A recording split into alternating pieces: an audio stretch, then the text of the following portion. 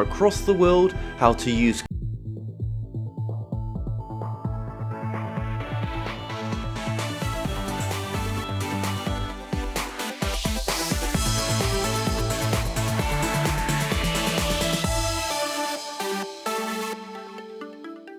The comments and views expressed on The Moore Show are those of the people that make them and do not necessarily reflect the view of Kevin Moore, The Moore Show, or this radio station and its affiliate or sponsors. This show is for entertainment purposes only.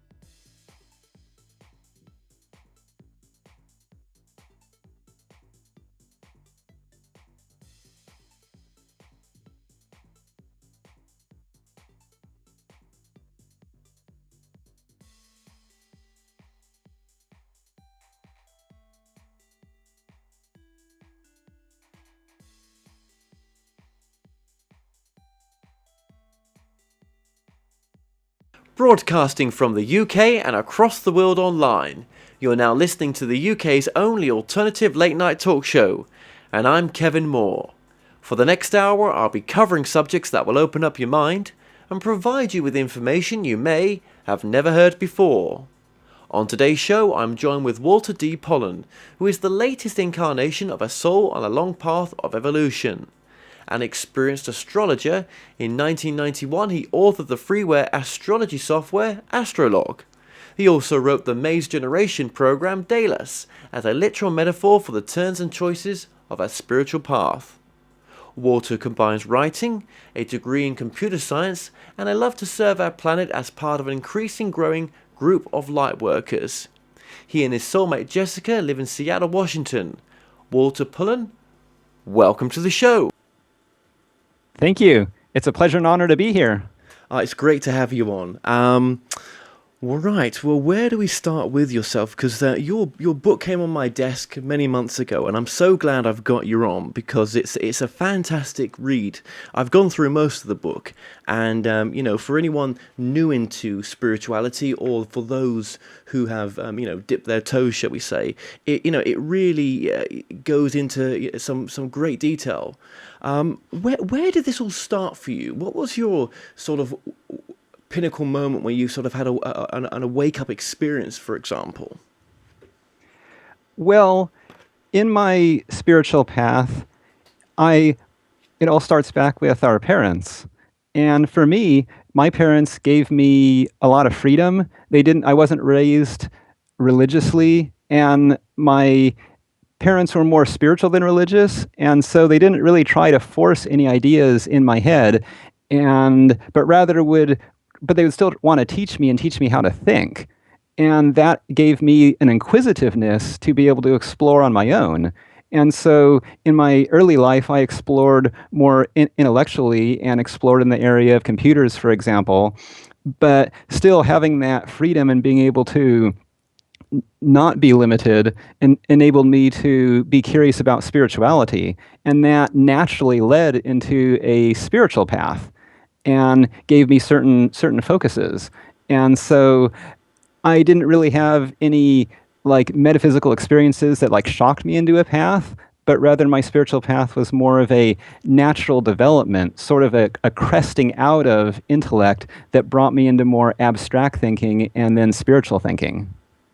Okay, so obviously with this book as well, it's your background. You've mentioned there that you were working in software for a number of years, and I think it was Microsoft that you worked for, wasn't it? Yes. Incredible. Yes, indeed. So he's working for Microsoft, developing, and also doing astrology at the same time. Did the astrology help you to obviously, bring this information forth that's in the book?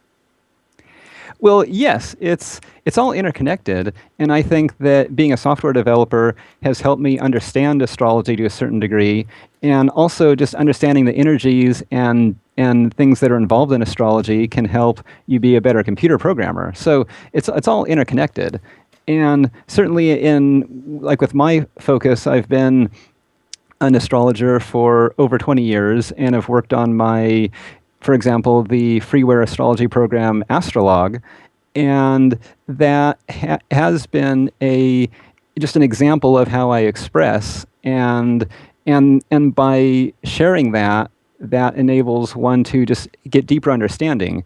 And so astrology is one aspect that goes into my book, Evolution of the Spirit, but certainly it's not the only thing. There's certainly a wide variety of topics into it. But astrology, interesting, is that astrology is kind of like a rainbow because there's all the different planets with all of its with all of their characteristics. And I like to think of my book as a rainbow as well. In other words, because it does cover a wide variety of topics. Like Dolores Cannon described it as an A to Z book. And I like that analogy. And just as astrology has its signs that divide the world into more easily understandable characteristics, so does my book attempt to do the same by taking the vastness of spirituality out there and attempting to divide it into different areas that can be considered in turn, not to divide the universe, but rather that just a way to understand it, and then by understanding the individual pieces, that can make us better understand the whole, like a rainbow. That is a great terminology, the A to Z of spirituality. Yeah, and that's what Dolores, that's what she called it. Yeah, Indeed. that's incredible. Yeah. Yeah, I mean, okay, well, let's start then at the beginning then. Obviously, one of there's so many fascinating chapters in this book, but let's start with the planes of the universe. And again, just before we start, but you can lead into this, where did a lot of this information come from, in a sense? Where was it information that you had read from other sources, or was this sort of channeled information or psychic information? Well, it's from multiple sources, which you might expect from a rainbow book.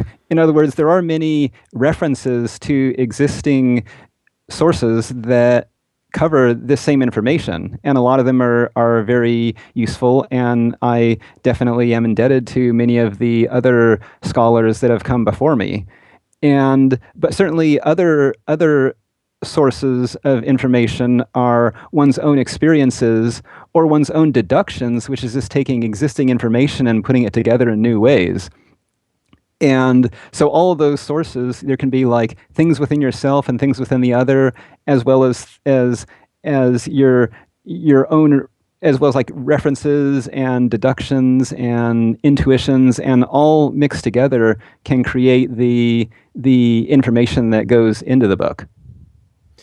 Yeah, because I mean, on the back of the book as well, it does say, where does spiritual information come from? How can such things be known in the first place? And can they be proven to be wrong or right? And that's what the book is kind of doing. It's saying that, what you thought to be true may be inaccurate, but, it's not to say that, all this is the only answer in a sense. You've got to come up with the answers yourself. Yeah, and that is a very important point, is that one shouldn't just take a book and accept things that are in it blindly. They should see whether it resonates with their own internal truth. And of course, any book presents a facet of reality, which isn't necessarily the entire reality. It's like I like to see a book as like a roadmap. It shows certain aspects of the world, but not all of it. And it's important to realize that they often become outdated over time. Or there's a classic saying that's one of my favorites, and it goes that truth is like beauty. A, it's relative, and B, it often fades over time. That's so true, isn't it? I mean, yeah. This is a great book, and I'll hold up to the camera there. I highly recommend this book. It really is, a great read with so many, chapters in there, like I've said, with fascinating information that comes from a different perspective as well, which I really like. Well, let's start with the sort of planes of the universe. Tell us about what you've learned about some of the planes that exist out there. Well, we deal with planes in our lives all the time. They're not really something separate from us, but rather they're like levels of vibration that we interact and have the potential to access all the time. And we usually identify with or are focused on certain levels or certain vibrations, and those create our experience. So, like an example of planes is like the physical plane that we exist in our physical incarnations, which consists of solids, liquids, and gases, and various subatomic and ethereal type of particles and vibrations. But and to many, at least to the scientists, that's all we can detect. And so we think that consciousness is just electrochemical reactions in the brain. But it's actually a lot more than that. That's the reflection of like our soul or spirit in physical incarnation. But there are many levels beyond physicality that can't really be expressed just with matter bumping into each other.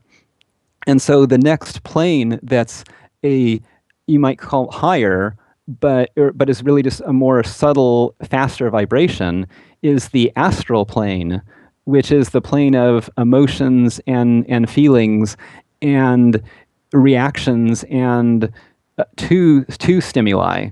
So the astral plane of emotion is where you have desire and hate and energies like that manifesting. And so you can move so anybody who has emotions and feelings is working with the astral vibration or on the astral plane to some degree. And so that allows us to have those feelings and sensations and psychic impressions that are beyond and not really expressible in physical vibration. And that's where, like through astral projection, you can move your consciousness up or out of our physical bodies and our physical sensations into more astral sensations where you're receiving psychic impressions. And then, of course, the astral plane is you can go even more ethereal beyond the astral plane to the mental plane, which is the next more subtle plane, and that's the plane of thought, where there's not a reaction; it just is. So you can have a mental thought, and then astrally our emotions interpret that or react to it and say, "Oh, I like this idea. I hate that idea." And then it can manifest down even further into our physical bodies where we choose to take action based on whether we like or hate something. And so many of our actions in the universe are based on energies rising or falling through the different planes. Incredible. And where would you say the akashic records are then? What level would you say that's on? Yeah, the akashic records are like the sum total of everything, and that's on an even higher level, more beyond the mental level, which is on the intuitional or Buddhic plane, which is the next level beyond thought. And that is even more ethereal, where you're moving beyond intellect or beyond thoughts to the idea of essence or quality, and which is much more abstract. And that is where you can get the kind of the essence of all ideas together, which is what the akashic records are, or like the sum total or the recording of everything that's happened. Yes. And would you be, well, not surprised, but obviously in your book you've got a number of different planes there. But would you be surprised if in a sense the journey of the soul is that there's almost infinitive levels for the soul to journey onto? Oh, yes, indeed. And there are many levels. I mean, I've only described 4 planes, but there are many, many higher planes that go on even to more ethereal concepts of essence and divine will. And yes, and so our journey goes well beyond the levels described, but certainly the the soul's journey does, and through the process of reincarnation, is like going from that intuitional level, and then it projects down into the mental, astral, and physical levels to create a body or a personality that does have thoughts, feelings, and and physicality, and then upon physical death, the journey goes in reverse back up to the intuitional level. So while we're in human incarnations, or during the process of that growth, we may have physical bodies or may not, but there's always the persistent level on the intuitional level that stores our qualities, or what we have learned through the different incarnations that we're taking. And then eventually, once you really get advanced on a spiritual path, the soul itself rises to even vaster levels. And of course, a point to be made is that when I talk about higher and lower levels, again, it's all just different levels of vibration. I don't want to say that higher is better. In other words, much of what we're doing here is being able to bring the spiritual down into the physical, and being able to create that open channel such that the physical actions are appropriately inspired by spirit, which is a important concept and an important quality, an important mission taking place. So we're not just leaving the physical world behind through some ascension process. No. But we are, in a sense, bringing spirituality into matter, because all the planes have their purpose. I mean, even the highest spirituality and the lowest, densest matter, they all have their place in the universe. And you can think of the physical plane as like the divine canvas upon which we're painting through our lives and through our creations. Absolutely, and you know, it's so. It's such a personal journey sometimes, isn't it? And you know, I'm always questioning myself in the sense that, you know, did I come from the spirit side and incarnate into this body, and then I'm going to go back to it?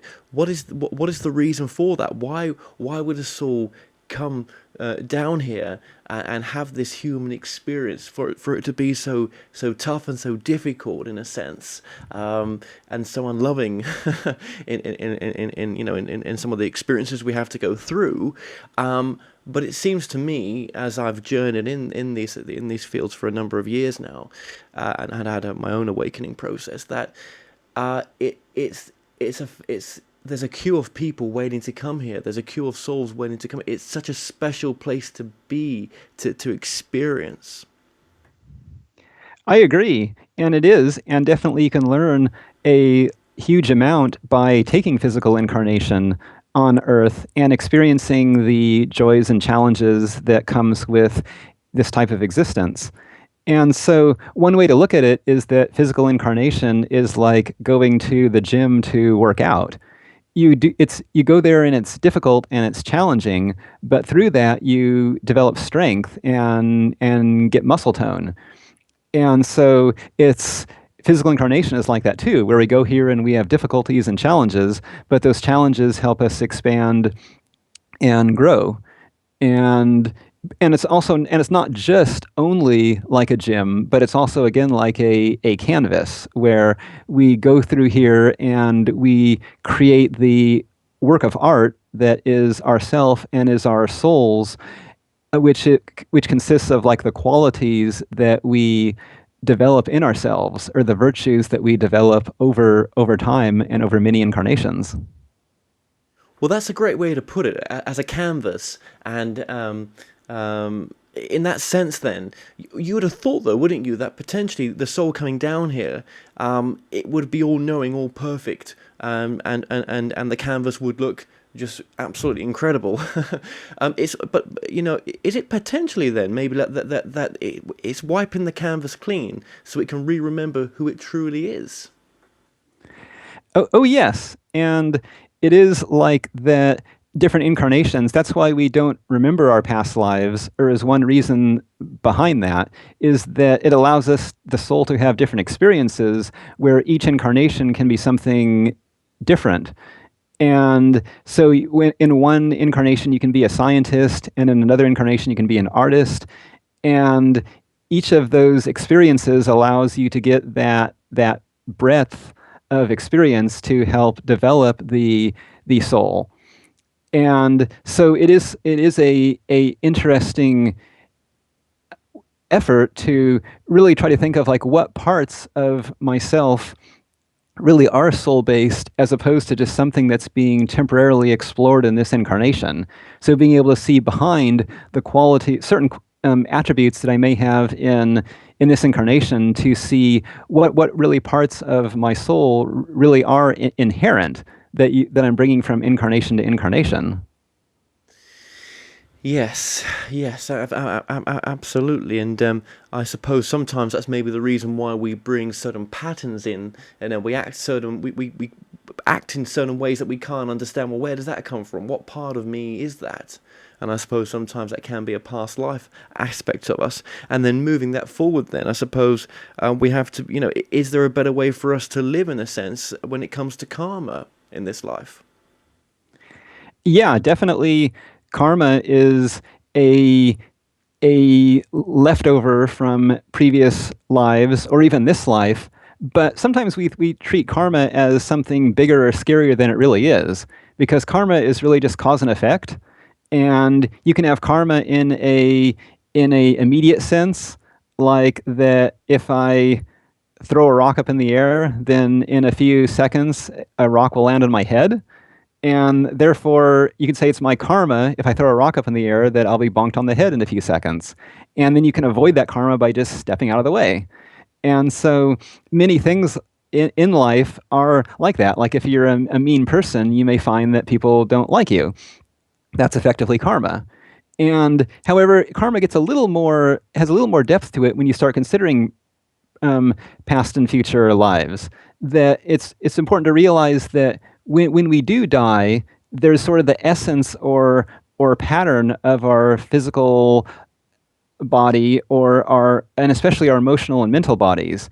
So in other words, if I'm sort of a irritable person and I have irritation characterizing my astral body, then when I die and discard that astral body, when I create a new astral body in my next life, it will have many, not all, but many of that qualities, and there may be a predisposition toward irritation in my next life. And so by working on, say overcoming certain faults, that will help and improve the quality of the bodies, or of the thoughts and emotions in future lives. Right. Okay. So really, if by improving ourselves in this life, you know then that basically, or there's the potential that you're gonna have an improved life in the next incarnation, because you're not going to bring any of that, well, not negativity, but sort of baggage with you, in a sense, because you healed it in this life. Indeed.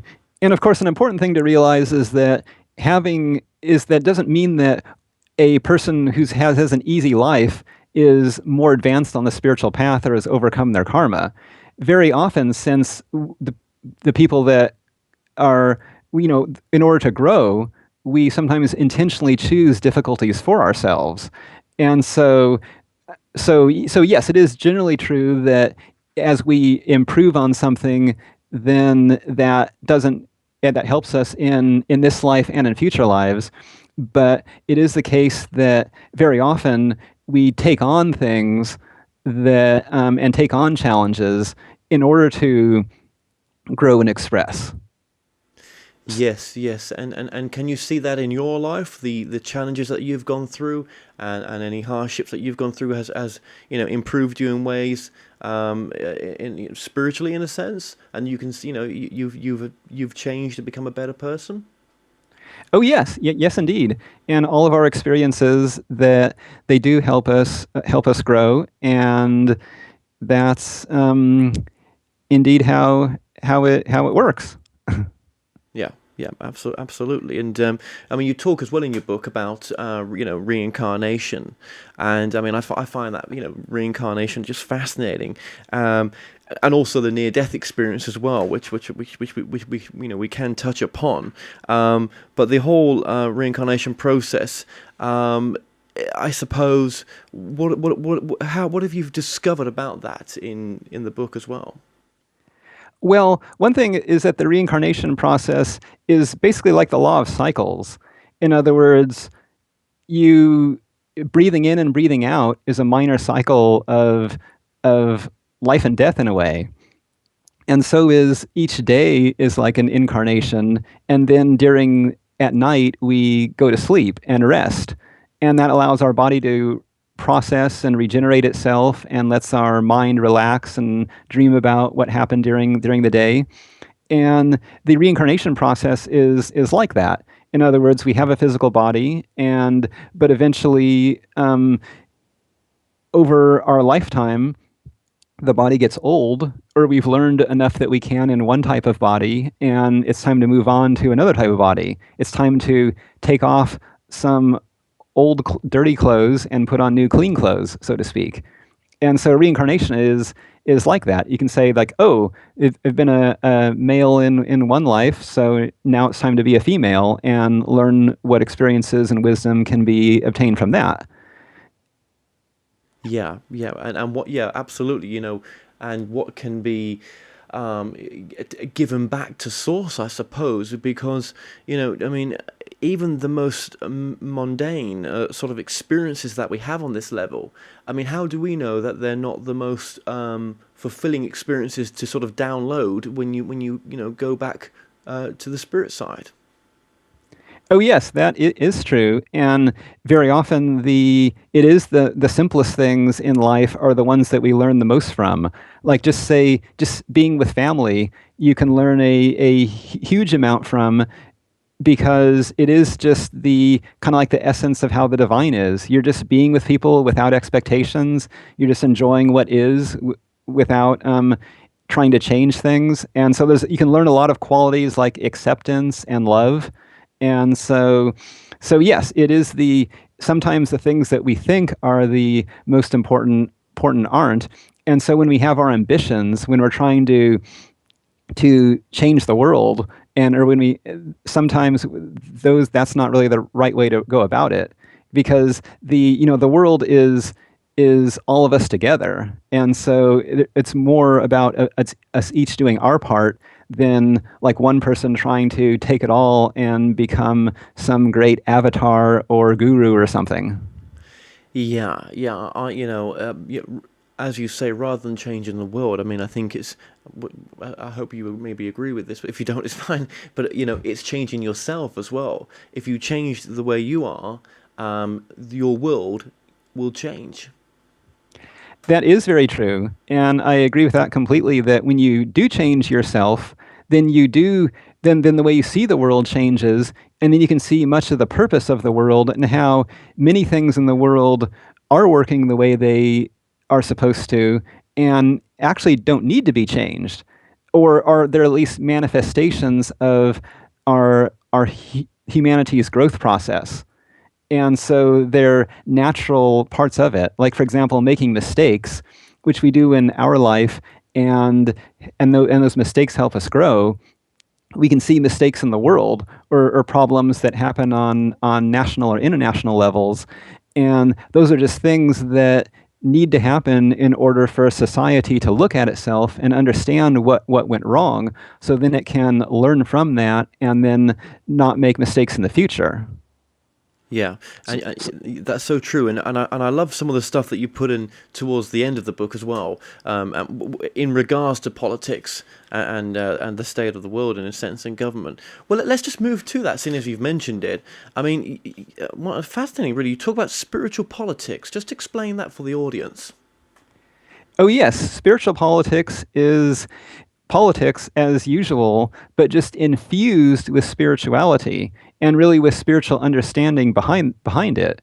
And so it brings in concepts of love and understanding, and enables us to be in politics and work with serious issues, like not being detached on some mountaintop. So we're right in the thick of the world and the things that are happening with it, but still having that spiritual infusion, so to speak, which allows us to work with others with respect. In other words, I actually have the highest respect for politicians. I mean, very often politicians get a lot of criticism for the many bad things that seem to happen with them. And yes, many of them are bad, and I won't gloss over that. But still, I have the highest respect that they're trying. In other words, they have their vision for humanity, and even if it's selfish, at least they have a vision and are working toward that. And as a result, they're going to have their experiences that will help them grow into more into a being of love and in alignment with their soul. And so I do appreciate the going out there and making mistakes, and that also I appreciate the diversity of views.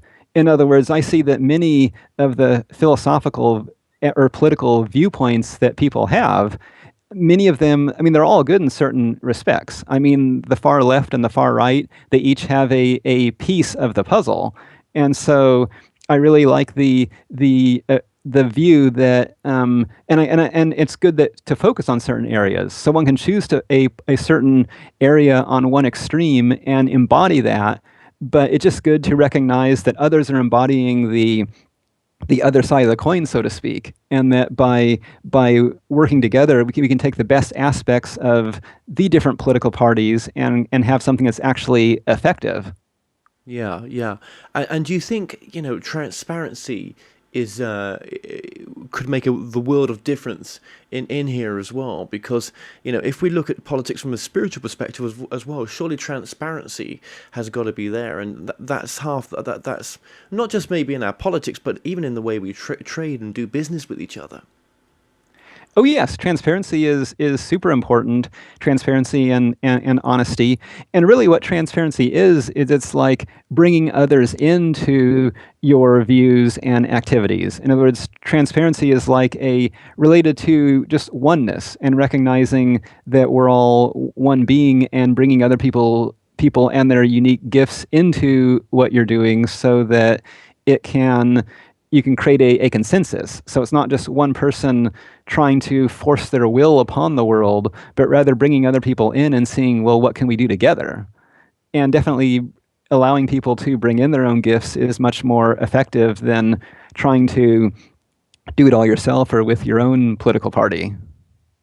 Yeah, absolutely. And we're gonna go jump back here again into some of the chapters in the book, and we'll come back to the politics in a sense. I'll lead on to that just in a bit, but you talk about in the book as well, which I found it quite fascinating, was sort of cycles of evolution. Could you just sort of explain that for the audience as well, in a sense? Oh yeah, that relates back to reincarnation, where just as I have my own individual breaths that last for a second, or a day-night cycle that lasts for a day, or an incarnation, there's even wider cycles that are on planetary and solar system levels.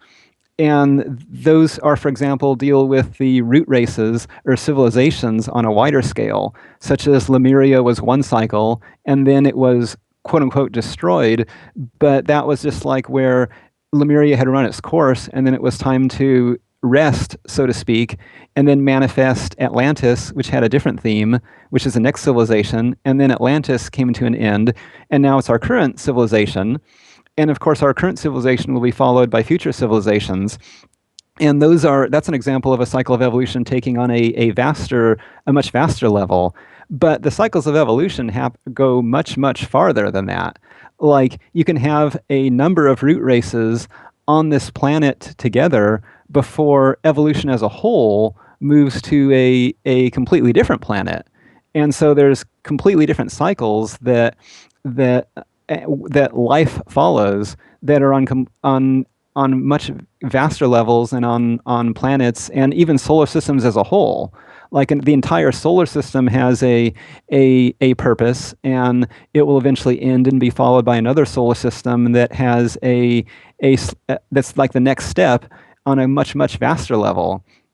And even the entire universe, the complete like Big Bang creation of the universe is like a breathing out of the divine choosing to express itself in a certain way. And then there'll eventually be what corresponds to a cosmic in-breath that will conclude the universe, that will eventually be followed by some other divine manifestation. But again, that's on like a trillion-year cycle that is much beyond our comprehension. But it's just important to realize that there are cycles within cycles. And so from the smallest in-breath, out-breath, it's as above, so below. And that corresponds to the universe in a vastly interconnected manner. Incredible. I mean, yeah, to think of a trillion years, it's difficult to get your head round, I suppose. But yeah, everything has a cycle, doesn't it? And it just incredible to see the technology boom that's taken place right now within this cycle. And I would say that for souls being here right now, it must be a very special cycle because we've got past 2012. Oh, yes, we have. We have indeed. And certainly there are special points in the evolutionary path, such as like when you are in a maze and you reach the exit point, or like signposts, so to speak, where like in your life when you graduate from college. So there are certain points where there are special infusions of energy or that can be marked. And our society is at such a point at this time, which is roughly centered around 2012. And for like about the century before and century after. So the many changes that have taken place on Earth and that are going on right now is kind of like a special nexus point. And we can really see that the internet, for example, is an example that shows how we've have expanded our sense of oneness. Just being able to communicate like we're doing now and talking across the world to each other is very, very special, and it gives us great opportunities. And it really is a manifestation. I mean, the internet, for example, is an outer manifestation of a inner energetic expansion and realization of oneness. Isn't it really? Isn't it just? It's just incredible, isn't it? That, like you say, I mean, you're a software developer, you understand the coding behind some of this stuff, but it's still incredible, isn't it, that we're able to do this right now and bring about these types of messages to and promote what you've done as well. I mean, yeah, it's fantastic, and it definitely is a manifestation. But staying on the theme as well of space, I mean, your book again, it covers the extraterrestrial cousins. So just tell us about other races out there that as far as your research has taken you in the sense of their sort of spiritual evolution. Oh yes, and when we realize that we're all one and that we can connect with people of different ethnicities and nations on our own planet, you can expand that concept to realize that there are other life forms on either our own planet or planets within the solar system or other solar systems altogether. And that really brings us to our space brothers who who are on their own levels of evolution and are growing in their own way. And we can really have that oneness and realize that we can connect with them and eventually be part of a galactic community. Yeah. And you think that will happen in our lifetime?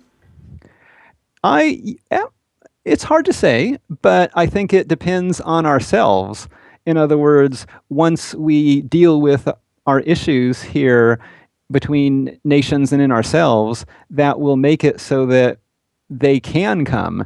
Like the many extraterrestrial races want to visit us, and they would like to, but right now they can't really do that because we're not really ready for them yet. We still have our stuff, we still have our selfishnesses, we still have our tendency to want people to come and save us instead of taking responsibility and cleaning up our own act. That is true. And so right now, aliens landing would be counterproductive.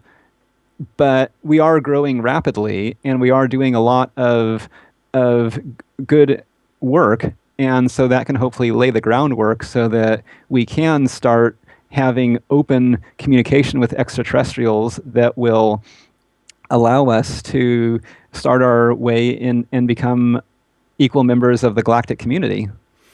Yeah, because I mean, it's always been my opinion that, and my truth in a sense that, if there is an intelligent life out there, and it must be spiritually evolved, and any spiritually evolved species would not want to cause harm to another. So yeah, of course they wouldn't. They're not going to make themselves obviously known. But I think they are interacting with people by the seams of it, and I think Dolores's work would have followed that as well. Absolutely.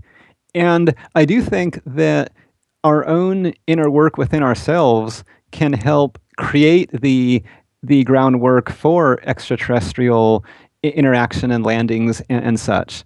Like, for example, overcoming my own prejudices can create that so that there's not prejudices toward alien races. Like, for example, often we can see some of our own biases based on what we project upon extraterrestrial races. Like, for example, a common race that's considered as benevolent are the Pleiadians. And sure enough, the Pleiadians, they look very beautiful. They look like supermodels. And so that's not threatening to us because we value that beauty in ourselves that attracts us to the Pleiadians. But then we also hear about say, reptilians. And reptilians are often considered as evil races bent on conquest and so on.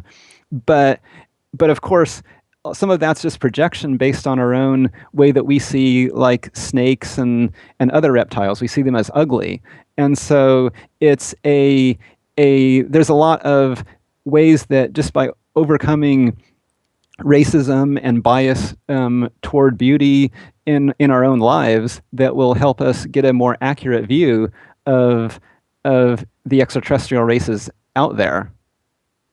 Yes, and I completely agree with that as well. It's kind of like life mirrors, doesn't it? Yeah, and I think that there's a lot that we could be learned from reptilian extraterrestrials that look radically different from us and think in a different way. And so there is indeed, and it's just just interesting to look at and to see like how often our own views change how we see the world or what is out there. And so another useful point is that in considering extraterrestrial races, we often think that, these ones are benevolent and these ones aren't. And that's, again, a bit of a projection onto a race as a whole. I mean, in general, you have individuals manifesting in selfish ways or not, and societies can do that too. But one thing that can help us feel more relaxed is that there is a understanding that it takes spiritual consciousness to travel through space.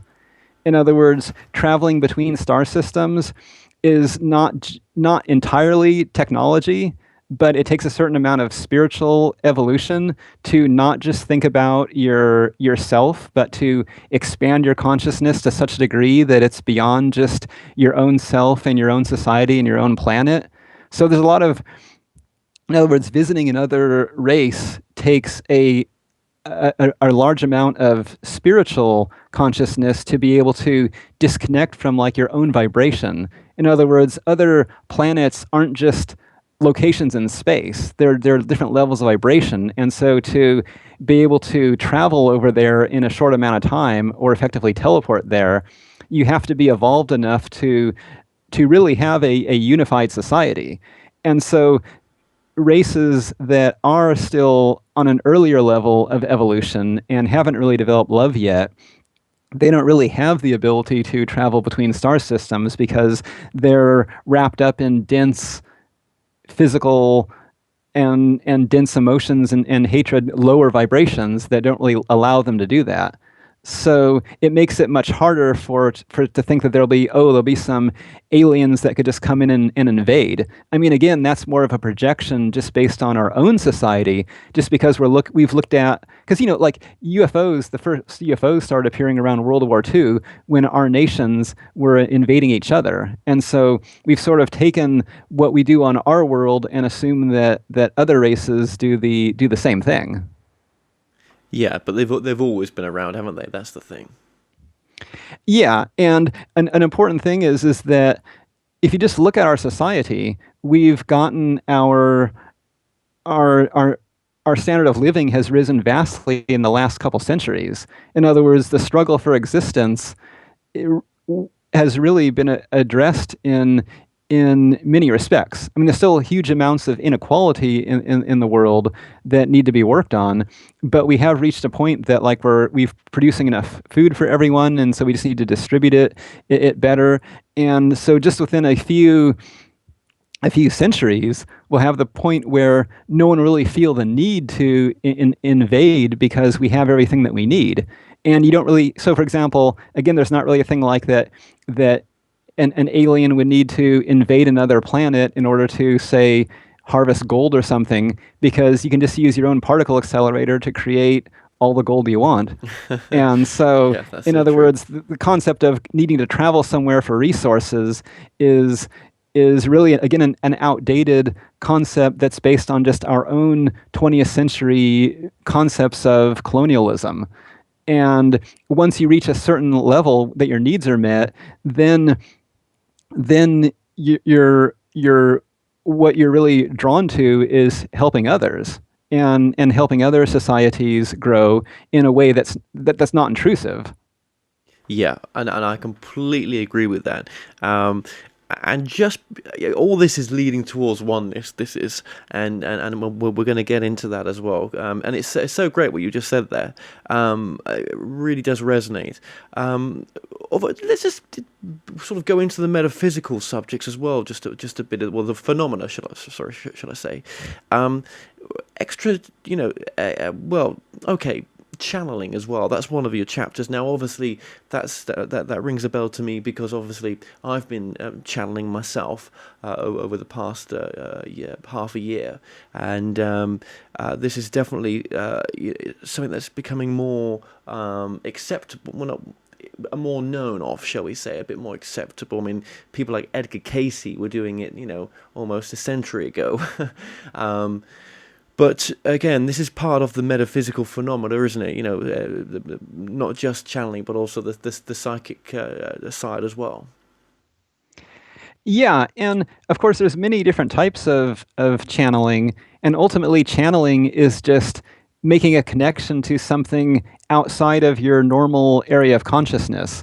So we can channel our own soul, so to speak. We can channel other entities, and of course, when channeling, you want to have a positive channel that's characterized by love and spirituality and hopefully service, because channeling is like the internet. You can go to a chat room and hook up with some random person, and you may get some wacky messages that don't really serve much, or you can channel with really expanded loving vibrations. And so you definitely want your channeling to be, Yes. you want to be characterized by quality, or to hook up with a positive source. Absolutely, and if it comes from love and it's of positivity, that's the most important part of it, and it always has been for myself since I started, which is it has been amazing. But there is just sort of sum that up, a metaphysical phenomena taking place on our planet, and that's sort of definitely got an acceleration going on still right now. Yeah, and channeling is like could be considered a psychic infusion, um, and but it is interesting that ultimately, since everything is all interconnected, ultimately what's going on is that the unified one being of the universe is channeling itself. Yes. On a vast level, it's just energy is flowing from one part of the one to another part, And so sometimes people may channel another entity or label it as if they're connecting with some master or something, but really they're just connected with their common sense or their soul or their inner wisdom or intuition, which is just as valid. But sometimes when things get brought down into the physical, mental, emotional worlds, then either distortions can happen or some translations can happen or some labeling can happen to it. And so that's just an interesting thing to consider or be aware of wind channeling. Like, where is it really coming from? Which ultimately doesn't really matter. What matters is the quality of the message Yes. and whether we can benefit from it or others can benefit from it. That is so true. I completely agree with you there. Absolutely. Um, well, moving on slightly here, let's go to what we were sort of leading on earlier on, which is love and oneness. I mean, these are the core principles of any sort of spiritual awakening, aren't they, in a sense? Indeed. And I guess it's important to realize that we are in a world or universe of love, and that the law of attraction is an important part of our solar system, and that you can really consider that almost everything that we do or every desire is based on love to some degree. In other words, hate isn't really a lack of love. It's just a desire can be characterized as dense or selfish.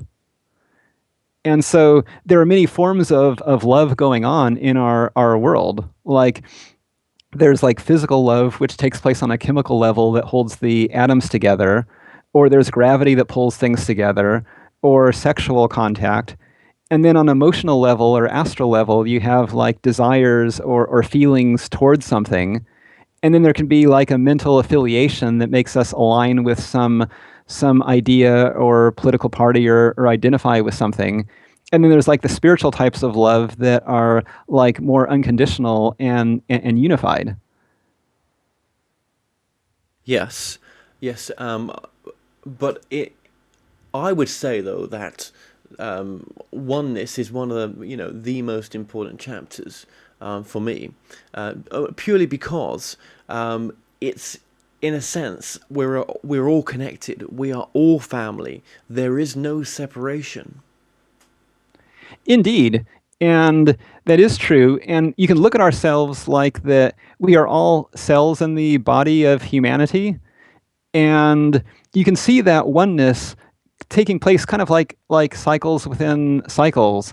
In other words, if you look at your own self, your body, you can look in there and see that there are the chakras and there are many cells composing the physical body, and there are the glands that correspond to the chakras, and altogether it forms the physical body. And there's diversity in those chakric centers, but it's all one being. So we usually think of ourselves as a body, but if you drill down, you can think of as an individual cell as a living thing that has its own affairs and its own processings and so on. And then we can expand beyond looking at myself as an individual human, but looking at humanity as a whole and see humanity as a whole as a a heavenly body that's growing and evolving. And then you can realize that humanity itself is like one giant chakric center in the planet itself. And the other kingdoms of nature are other chakric centers. So the animal kingdom and the plant kingdom and matter itself, those are also centers that are forming the oneness.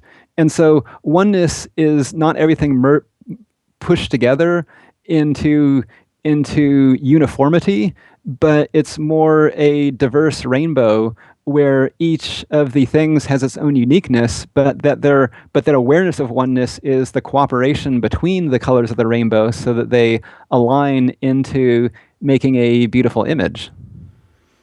Yeah, yeah, yeah. Yeah. It's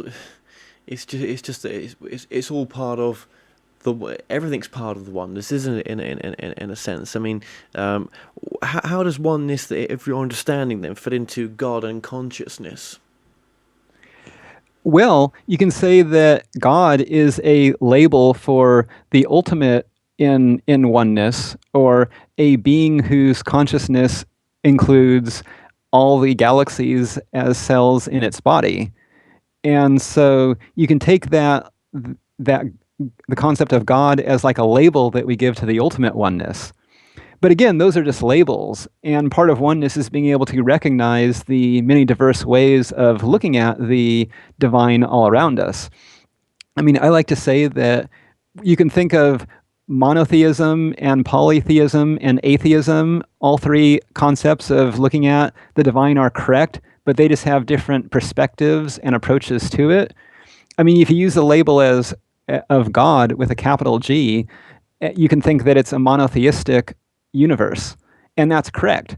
But you can also see things like galaxies or the or star systems as like minor gods, so to speak, and or look at certain ways or qualities or concepts of dividing or classifying, like zodiac signs, as ways of as like minor gods in themselves. And so you can have a polytheistic view. You can have like Aries the warrior, and you can have a concept of universal warrior energy, and that's like a god, which you can say that the Greeks did when they had Ares the god of war, being able to tap into or express that universal energy. And so you can divide the unified universe into in many different ways and create many different gods, so to speak, and that's a valid way of looking at it. Or you can just say that the old views of looking at the divine, like say with some angry guy on a throne who's jealous and so on, and say that, you know, that doesn't really apply, or at least those ways of looking at the divine are outdated, and therefore say that, oh, I'm going to reject that, and therefore I'm an atheist. And that's also a valid way, or a true aspect of looking at the world. And so many of the conflicts in our world are just different ways of looking at things. And if we respected the diversity and different approaches, our world would do a lot better and be a lot better place. Well, if the people were a bit more like yourself, in a sense, and it was coming from a bit more of love for other people, which there's many out there that do, but obviously I'm talking about the ones that don't, it would be a different world overnight. What is your vision for the future, would you say, for mankind? Well, definitely there is a continual growth process going on, and my vision of the future is very, very positive. However, it's important to realize that it won't happen overnight, and that very often we tend to think in terms of events for growth, that like at someday the world will magically change. And I see it's more that's happening is it's an emergent process. Like the year 2012 is super important, but that's really kind of a signpost marking a period of a couple of centuries. And so the changes that have happened over the past century will continue to happen for the next century. And so there's a lot of work to be done, and a lot of positive work and things that are going on, and a lot of ways that we can participate and contribute to it. But just realize that, and don't be frustrated if it seems like it's taking too long, or that there's still a lot of problems in the world, which there are. But just to realize that, you know, just look at how much we've changed over the past century, and that can help put things in perspective to allow us to not get depressed if we see some of the problems going on in the world, but it can instead inspire us to continue to do our own little part to improve them. And who knows where we'll be in another 100 years or 200 years. Absolutely. And I mean, what would you say, Walter, is the most important message that's contained within your book? Just that we are all one, and that the universe is our connections and interconnections with each other. And that by being aware of that, we can be our own color of the rainbow, and allowing us to both be our unique individual self and also part of the one being. Excellent. And You can get free software from your website as well. Is that right? In regards to astrology readings, there's an actual program that you've done as well that's downloadable from your website? Oh, yes. My website, www.astrolog.org, contains my astrology program, Astrolog, that is freeware and freely downloadable and can compute astrology charts, which can give insight into the energies in play, which are like the planets are like chakric centers in the solar system. If one is curious about like why astrology works, in other words, thinking of each planet has its own unique energy, and they're like and physical planets are like physical glands in the solar system, and their energetic interactions are very similar to energetic interactions between the chakras in our own body. And astrology, and by extension astrology software, can potentially give a clue into those energetic interactions that can enable us to, as above, so below, align our own selves and coordinate our own actions in a more harmonious fashion. Well, Walter D. Pullen, I just want to say thank you so much for joining us today. Thank you in return for hosting. Well, we've come to an end on tonight's show. Don't forget that you can listen and watch all our past interviews on the More Show's official YouTube channel. Remember to subscribe to our YouTube channel for new daily shows. You may also find out more on all past and upcoming guests on the show via themoreshow.co.uk, and do like us on Facebook and Twitter for the latest updates. So until next time, be safe.